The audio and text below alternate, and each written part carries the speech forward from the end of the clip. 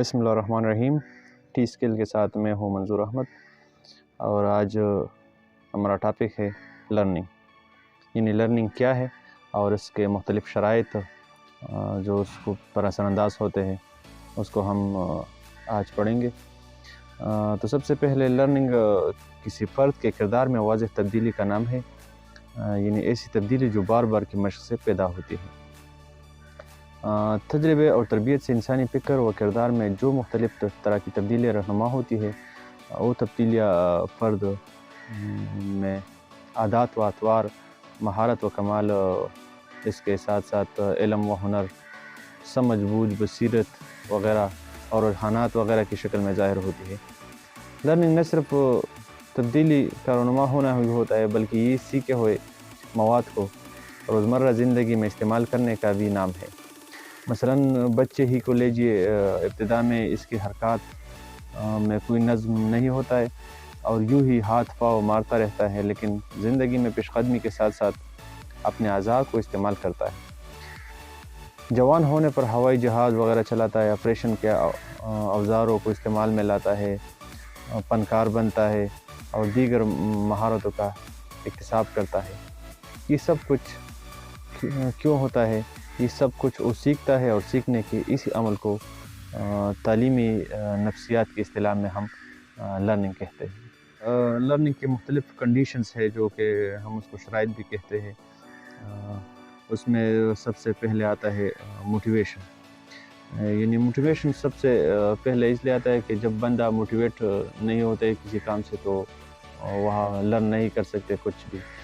تو موٹیویشن سب سے پہلے تعلیم کی بنیادی شرط موٹیویشن ہے، یعنی سادہ لفظوں میں تحریک یا موٹیویشن کا مطلب ہے دلچسپی، یعنی لرننگ کا براہ راست تعلق ہماری دلچسپی کی نوعیت سے ہے۔ اسی وجہ سے استاد کا سب سے پہلا اور اہم کام لرننگ میں طلباء کی دلچسپی کو پیدا کرنا ہوتا ہے۔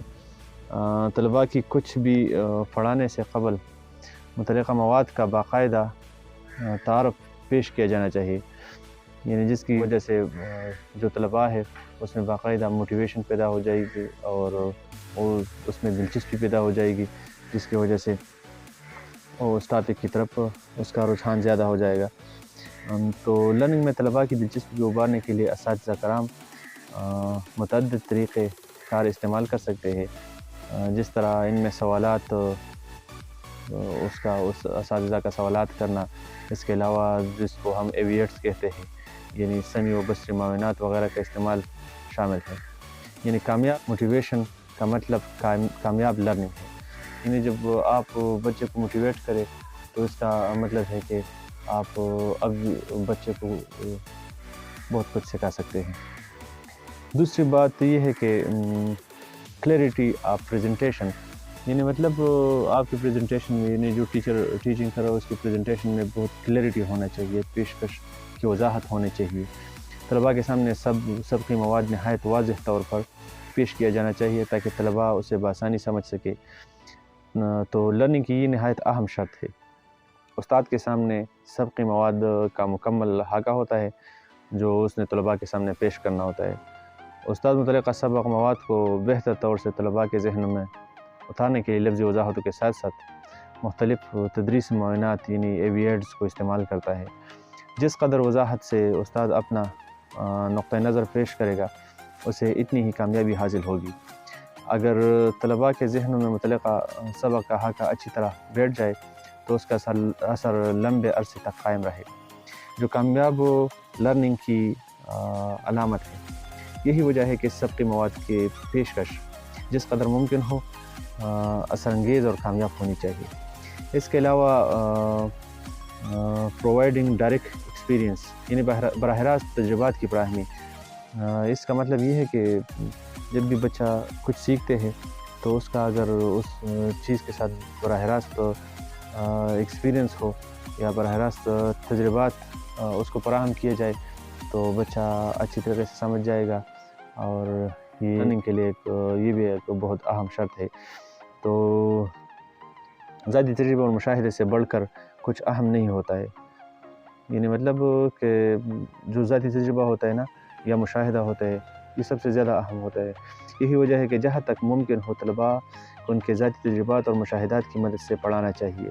مثال کے طور پر اگر آپ بچوں کو مثال تربیلا ڈیم کے بارے میں معلومات فراہم کر رہے ہیں تو بجائے اس کے آپ انہیں زبانی طور پر ساری معلومات فراہم کریں بہتر ہوگا۔ یعنی اگر وسائل ہو تو یہ بہتر ہوگا کہ انہیں تربیلا ڈیم لے جا کر مشاہدے اور تجربے کی بنیاد پر معلومات فراہم کی جائے۔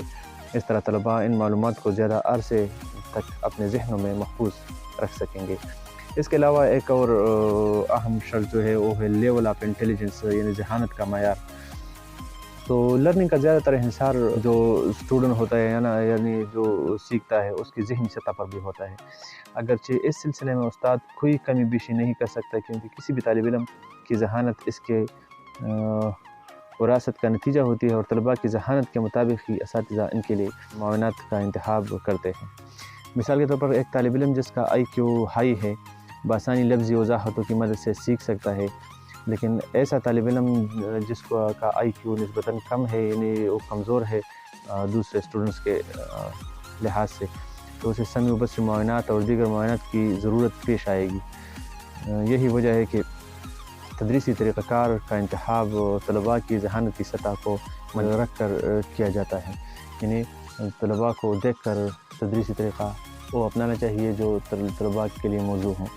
اس کے علاوہ ایکڈیمک ایٹماسفیئر ہو، جو تعلیمی ماحول ہم اس کو کہتے ہیں، تو لرننگ کی ایک نہایت اہم شرط اسکول اور گھر میں طلباء کے لیے تعلیمی ماحول کی فراہمی ہے۔ یہ بھی بہت اہم ہوتے ہیں، اس سے طلباء میں نئی سے نئی معلومات حاصل کرنے کا شوق اور جذبہ پیدا ہوتا ہے۔ اگر طلباء کو باقاعدہ تعلیمی ماحول فراہم کیا جائے تو اپنے ذہن میں اسی قسم کے ماحول کا ایک خاکہ تیار کر لیتے ہیں۔ لہٰذا ضروری ہے کہ گھر میں بچوں کے لیے ایک علیحدہ سا کمرہ یا اسٹڈی روم بنایا جائے، جہاں طلباء کو ان کی عمر اور ذہانت کے مطابق کتب اور رسالہ جات وغیرہ فراہم کیے جائے، یا وہ تمام چیزیں جو بچوں کو لرننگ میں کارآمد آ سکتے ہو یا لرننگ میں آسانیاں پیدا کر سکتے ہو تو وہ فراہم کیے جائے اس کمرے میں۔ اس طرح اسکول لائبریری کے قیام اور وہاں معیاری کتب کی فراہمی سے طلباء کی تعلیمی ضروریات کو بھی پورا کیا جا سکتا ہے۔ اس کے علاوہ افیکٹو میتھڈز آف ٹیچنگ، یہ بھی ایک اہم ٹاپک ہے۔ مؤثر طریقہ تدریس بھی ہم اس کو کہتے ہیں۔